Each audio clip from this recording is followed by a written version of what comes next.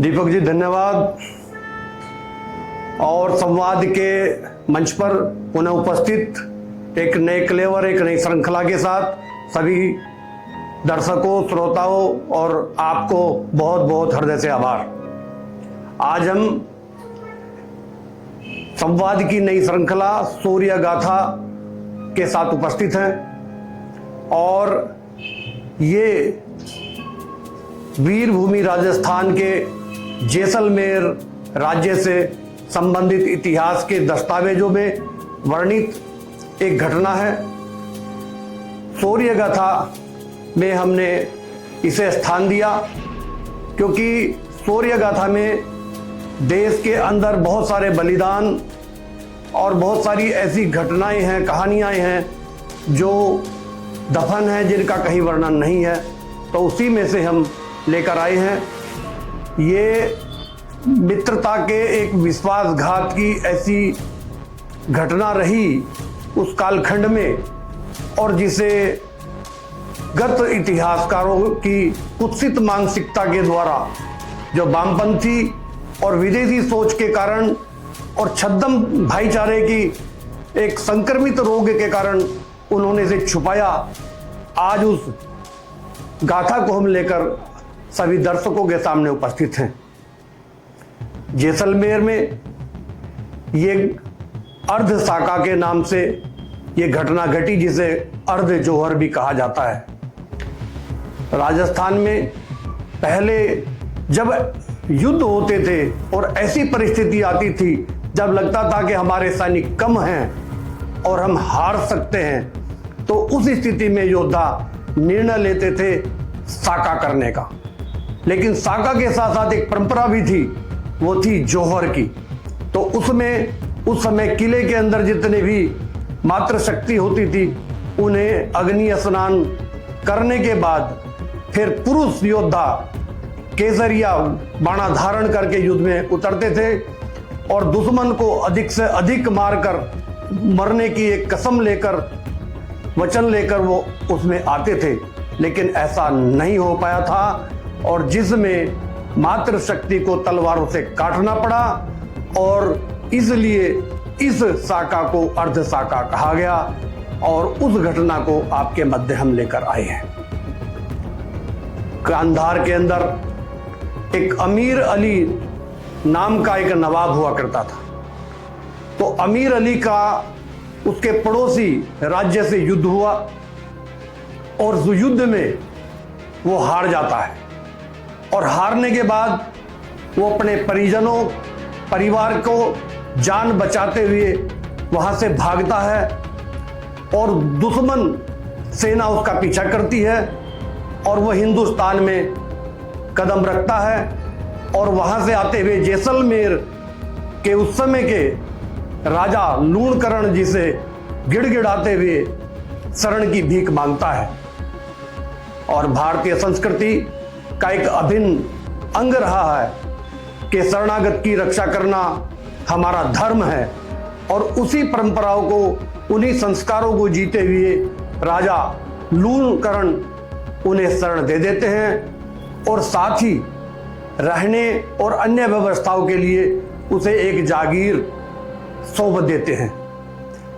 और इतना इससे प्रसन्न हो वो उनसे मित्रता का भाव की बात करता है कि मैं आज से जब तक पूरे जीवन आपका मरणों तक मित्र रहूंगा, और मित्रता का भाव प्रकट करता है। तो उसकी इस भावना से राजा लूणकरण अपनी पगड़ियां बदल लेते हैं और उसे मित्र स्वीकार कर लेते हैं। धीरे धीरे समय बीतता है और वो समय समय पर अपने मित्र भाव के साथ राजा साहब के पास, महाराज के पास आता है और उसके भ्रात भाव, मित्र भाव से प्रभावित हो धीरे धीरे महाराज लूणकरण उन पर बहुत ज्यादा विश्वास करने लगते हैं और विश्वास धीरे धीरे प्रगाढ़ता में बढ़ता जाता है।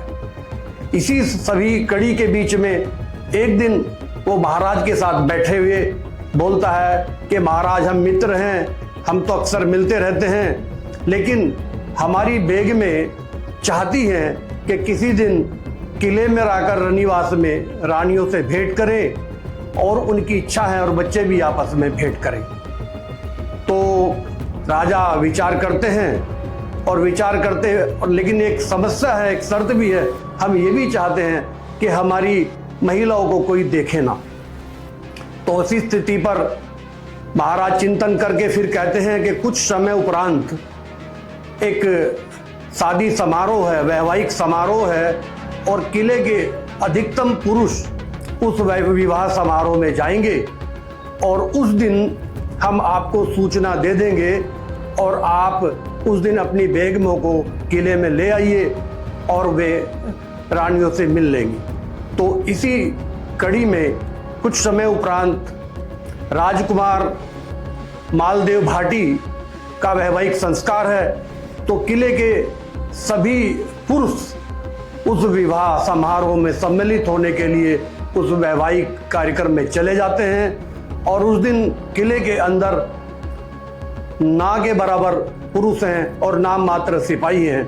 तो उस समय राजा साहब महाराज उन्हें संदेश भेज देते हैं कि आज आप आ जाइए, बेगम आके भेंट कर लेंगी। लेकिन उसके तो मंसूबे कुछ और ही थे। वो जैसलमेर पर कब्जा करना चाहता था और किसी उचित अवसर की तलाश में था। तो उसने अपनी जो महिलाओं की पालकियां होती हैं, उन पालकियों में सैनिकों को बैठाया, अपने शस्त्र रखे, और जो पालकियों के जो कहार होते हैं उन्हें भी सैनिकों को ही कहारों के स्थान पर सैनिकों को रखा गया। और एक ठीक संख्या में 250-300 के लगभग संख्या में वो उन पालकियों के साथ किले पर पहुंचता है और किले पर जो द्वारपाल है वो उन्हें जैसे ही अंदर प्रवेश करा रहा होता है तभी एक सैनिक को कोई शक हो जाता है। तो वो सैनिक उसे रोकता है पालकियों को और वो बोलता है कि तलाशी लेनी पड़ेगी। तो जब बात तलाशी की आती है तो अमीर अली उन्हें समझाने का बहुत प्रयास करता है और वो उन्हें समझाता है, जो भी अंत में वो सैनिक नहीं मानते। तो उस स्थिति में उसके मन में विचार आता है कि अगर तलाशी ली गई तो ये सब पता लग जाएगा और हंगामा जो होगा तो अगले सभी द्वार बंद हो जाएंगे। किले के 7 द्वार होते थे। तो उसने वहीं पर परिस्थितियों को भान करते हुए तुरंत अपने सैनिकों को आक्रमण करने का आदेश दे देता है। और वो अचानक हुए आक्रमण से वहां पर जो सैनिक उपस्थित थे हक्के बक्के, और उन पर हमला कर देते हैं और वो आगे बढ़ते जाते हैं। और ये सूचना तुरंत जो है किले में प्रवेश कर जाती है और महाराज तक सूचना पहुंच जाती है कि अमीर अली विश्वासघाती निकला और उसने किले पर हमला कर दिया है। उस परिस्थिति में रनिवासों के दरवाजे बंद कर दिए जाते हैं और उस समय ऐसी स्थिति आती है कि जो उपस्थित वहाँ 14 साल 12 साल के जो पुरुष थे, बच्चे थे, वो सब शस्त्र लेकर तैयार होते हैं और वो साका करने के लिए खड़े हो जाते हैं। लेकिन समस्या फिर वही आती है कि साका से पहले जोहर अनिवार्य है। मात्र शक्तियों का अब जोहर के लिए पूरी विधान हुआ करता था, पूरी परंपरा विधि विधान से किया जाता था, परंपरा निभाई जाती थी, तब माता अग्नि स्नान करती थी। तो उस स्थिति में इतना समय ना होने के कारण तो सभी माताएं रानियां बोलती हैं कि हमें तलवारों से काट दो, लेकिन तुरंत मुकाबला करो। और ऐसी स्थिति में वही किया जाता है कि उनके कई सारे तलवारों के द्वारा सभी रानियों को, महिलाओं को, जो मात्र शक्ति है, सबके टुकड़े करके और फिर वो मैदान में लड़ते हैं।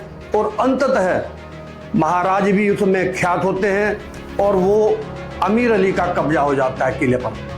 तो जैसे ही ये सूचना वहां पर मालदेव भाटी के पास पहुंचती है तो वहां से मालदेव भाटी अपनी सेना के साथ आते हैं और उस गद्दार अमीर अली का मुकाबला करके उसका वंश तक मिटाते हैं और उसकी गर्दन काट के और ऊपर बुर्ज पर टांग देते हैं और पुनः किले पर आधिपत्य स्थापित करते हैं और भयंकर युद्ध होता है। तो उस ऐसी परिस्थितियों में जब हम किसी पर विश्वास की अपार विराटता पे आ जाते हैं, प्रचुर मात्रा में ऐसे विश्वास करते हैं, ये हमारे सनातन संस्कृति में हम लोगों का पहले से परंपरा रही है। लेकिन ये सोचने की आवश्यकता थी कि आप विश्वास किस पर कर रहे हैं। तो ऐसे हालात में ऐसी घटनाओं को इतिहास में स्थान नहीं दिया गया उस वामपंथी इतिहासकारों ने, सिर्फ इसलिए कि कहीं एक विशेष संप्रदाय पर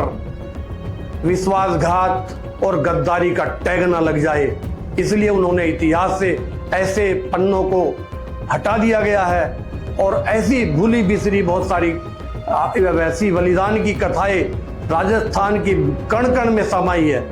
राजस्थान की उस मिट्टी में एक एक कण में रक्त का कतरा कतरा बहा हुआ है। पता नहीं कितनी अनगिनत योद्धाओं ने अपने बलिदान दिए जिन्हें इतिहास में स्थान नहीं दिया गया। तो ऐसी ही पुनः किस अन्य कहानी के साथ हम पुनः उपस्थित होंगे। और साथ ही ये भी मैं कहूँगा समाज से कि जो समाज इतिहास से सबक नहीं लेता वो मूर्ख तो कहलाता ही है, लेकिन वो कुलघाती भी कहलाता है और धर्मघाती भी कहलाता है। इसलिए जो समाज